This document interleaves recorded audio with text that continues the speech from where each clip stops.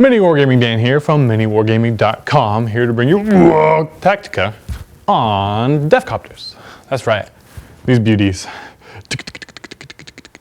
They're actually really cool models. These are just from the Assault on Black Reach, but they're actually a lot more fun to paint than I thought they would be, and I actually really haven't played with them since I painted them.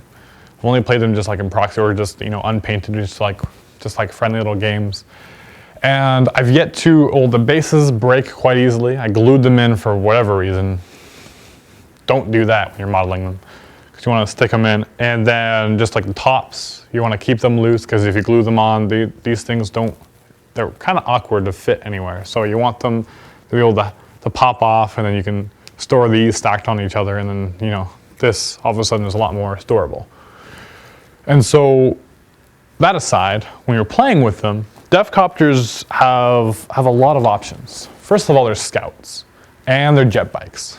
And so jet bikes are fun because they can turbo boost and move. They can jump over terrain. They don't have to worry about running around it. They just go wherever they want, really. And the great thing about Deffkoptas as well is that same thing with war bikers. In combat, they're just as strong as a normal shoot-a boy. Difference is they have 2 wounds, so they're quite tough. I mean, you pay for it, they're a lot more expensive, but they're tough. And so they can take a lot more enemy, obviously strength 5, or toughness 5, sorry, normal strength 3.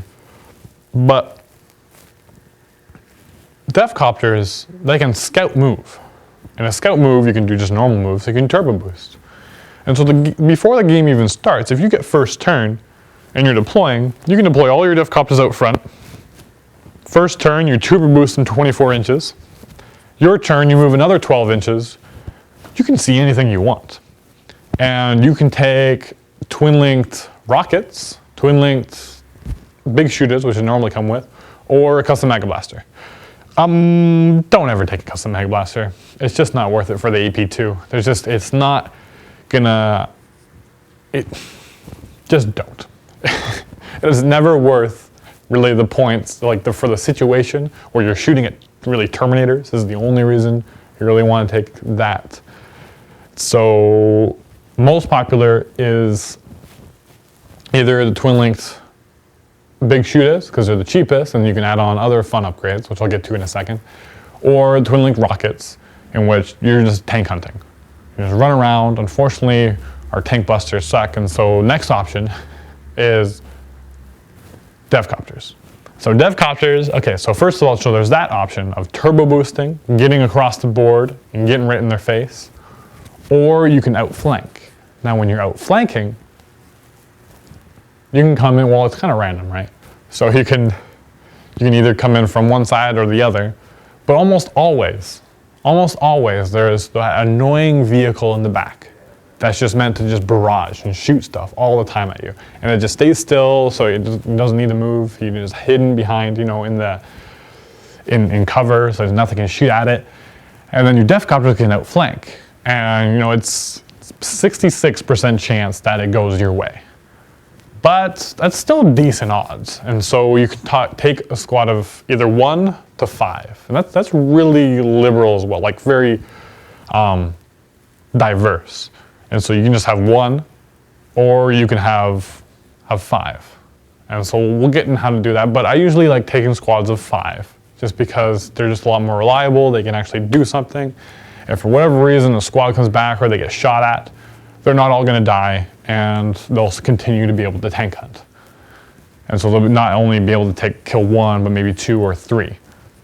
And so they come in, they can outflank, they'll come in, they can move 12 inches, and so odds are they're gonna get at least side armor, maybe even rear armor of this vehicle, be able to shoot twin-linked strength 8 shots into it, and blow it up, and kill it, and it's great. And then, just like bikes, if you don't want to be there, and you receive the flack from being there, and if you survive, if there's nothing really juicy, you just turbo boost. 24 inches, you get 3+ cover save, or you just move behind cover, whatever you want to do. And with the twin-link shots actually even shelling into Marines, with ignoring their power armor, you can just cause those extra wounds. And so even if there's not a vehicle close, there's other uses for those rockets, and they can be quite useful. Now what you can upgrade, there's a few fun upgrades to give them. One is, actually, we'll get to that in a sec. They have a hit and run special rule, okay? And so their initiative is only 2, and so if they ever get into combat, during your turn, if they're still stuck in combat, you get to roll a d6. If you roll a 1 or a 2, again, not a huge chance, but good if you get your initiative, then you get to skedaddle. You just get to leave combat and do whatever you want. And so that's fun. It's more like you can do it more oftentimes than you'd think, and people forget about that rule a lot.